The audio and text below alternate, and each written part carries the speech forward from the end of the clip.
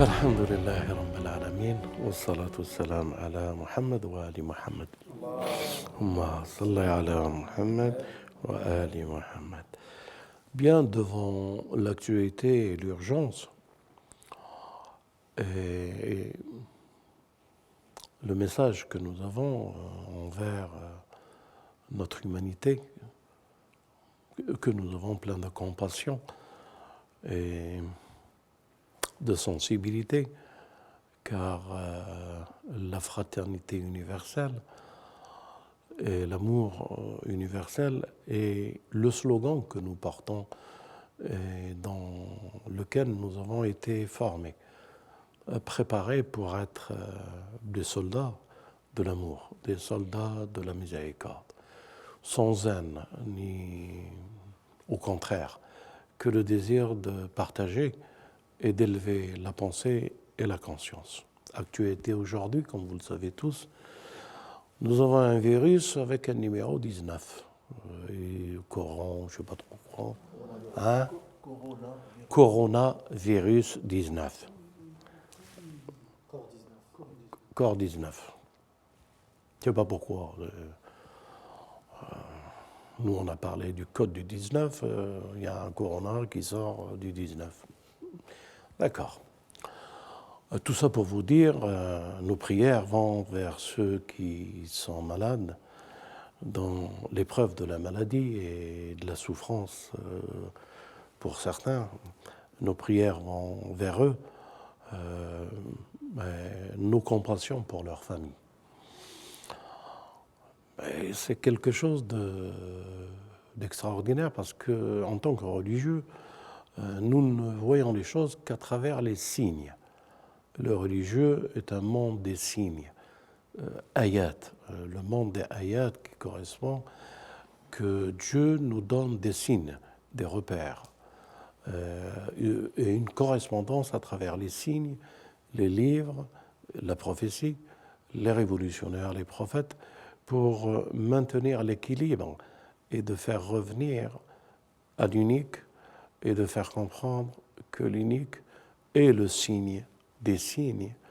Et aujourd'hui, avec vous, ce signe qui apparaît d'une pandémie possible, d'une contagion qui s'étend et qui peut aller de nation en nation, et ces isolements qui risquent de se faire, ces quarantaines qui risquent de toucher plusieurs villes, espérons non, mais il est possible que nous y allons.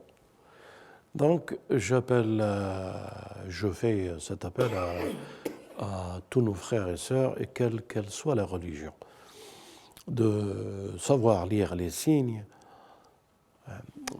Entre parenthèses, le cheikh tout à l'heure, il me disait que selon les hadiths, et selon bien sûr l'évangile de Jean, l'Apocalypse, et nos hadiths concordent pour dire qu'à la fin des temps, il y aura beaucoup de perturbations, d'épidémies, de tremblements de terre, de maladies, de pandémies, de contagions, etc., etc., etc., et de guerres. Et parmi ces hadiths, il est dit que les guerres se feront dans le Moyen-Orient, mais que les pandémies et les maladies se feront en Occident. Ça veut dire que l'humanité va perdre de son potentiel énergétique à travers deux choses. Les pandémies, les tremblements de terre, la nature qui se réveille pour dire assez de désordre écologique, assez de désordre et, comment dirais-je, de pression contre notre nature, notre terre, et elle se révolte et elle donnera ce qu'elle donnera comme épidémie, comme etc., etc., etc. Tremblement de terre, comme ouragan, comme feu, comme etc. Selon l'Évangile, les guerres, enfin selon nos hadiths, les guerres se feront dans le Moyen-Orient, mais en Occident, ce sera plutôt les pandémies, les maladies qui ravageront notre humanité. Bien entendu, en tant que religieux, je crois à cela. Je crois à cela, et c'est le destin posthume de notre humanité occidentale. Quand je dis de notre humanité posthume, l'Occident, et nous nous introduisons en Occident parce que nous vivons dans cet Occident et nous allons être touchés. Si cela doit arriver, il est bon de prendre ses précautions. Bien entendu, ces précautions, c'est dans la nature du message que nous avons, la pureté est un moyen d'adoration, est un moyen de chercher la pureté et de garder la pureté. Pour nous, on se lave 5 fois par jour pour faire l'ablution, pour faire la prière. En dehors, bien sûr, de se laver les mains pour la nourriture quand on se met à table, etc., etc. Ça veut dire que les mains peuvent être porteurs de virus. Et de ce fait, si nous appliquons ce qui doit être appliqué, selon la révélation, nous serons un peu immunisés dans ce sens-là. Là, je vais le dire avec sourire, les burqas maintenant vont être distribués et tout le monde va vouloir mettre un burqa. Soyez les bienvenus, mais c'est dommage que vous venez à cela, tout ce que vous interdisez, on dirait que maintenant vous rentrez dans un cycle où vous le recommanderez. C'est bizarre parce que ça me fait rappeler, je le dis sagement, l'histoire de Moïse et de Pharaon, avec les 9 signes.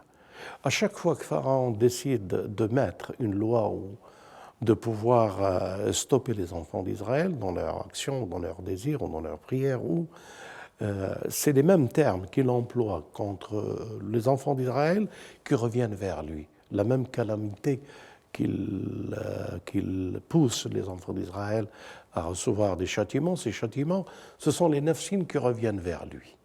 Enfin, vers lui, vers sa communauté. Je ne dis pas ça avec légèreté, je dis ça que le mal que nous semons, nous le récolterons. Donc, de grâce, que la paix soit dans la nation, sans stigmatiser les musulmans, sans stigmatiser qui que ce soit. Notre unité, ce sera plutôt la réconciliation et la fraternité entre tous les citoyens. Ne cherchons pas, avec des termes et des pandémies de l'esprit, de la réflexion, de faire penser que les musulmans, c'est des terroristes. Non, les musulmans ne désirent que la paix et vivent sereinement avec et dans le voisinage où ils sont. C'est tellement recommandé par le prophète qu'on avait l'impression que les compagnons disaient, on avait l'impression que les voisins avaient droit à l'héritage de ce que nous avons. Tellement que le prophète recommandait l'environnement et le voisinage. Donc nous voulons vivre en paix. Et nous voulons vivre en paix en pensant pouvoir apporter un réconfort, de pouvoir porter une conscience. Et dans cette conscience et ce réconfort, je vous le dis, moi, votre frère ou votre ami, Yahya al-Qawasimi, de vous dire tout simplement, notre unité, notre paix, ce sera notre sécurité. Non seulement notre sécurité et notre fraternité devant la mère nature et écologique, mais devant l'économie, devant la sécurité nationale, devant tous les devoirs à laquelle nous allons pouvoir y goûter dans cette fraternité, il y a un secret, et de ce secret de fraternité naîtra l'harmonie, la paix et la reconnaissance et la réconciliation. Donc, qu'est-ce que j'ai à vous recommander? S'il y a risque de pandémie, prenez un peu de secours et un peu d'avance dans ce que vous aurez à gérer pour votre famille et votre entourage. Prévoyez de la nourriture, stockez de l'eau. Faites en sorte que s'il y a une quarantaine, vous êtes un peu prévoyant, un peu vous anticipez les risques qui peuvent nous toucher et vous prévoyez pour apaiser la crainte de vos proches, d'avoir les moyens de pouvoir subsister une quarantaine de jours. Et peut-être que la clémence de Dieu fera éloigner ce virus du 19 de nos portes et de toutes les portes de l'humanité. C'est de cet esprit que je voulais faire avec vous cette vidéo pour vous alerter et vous donner de l'espoir.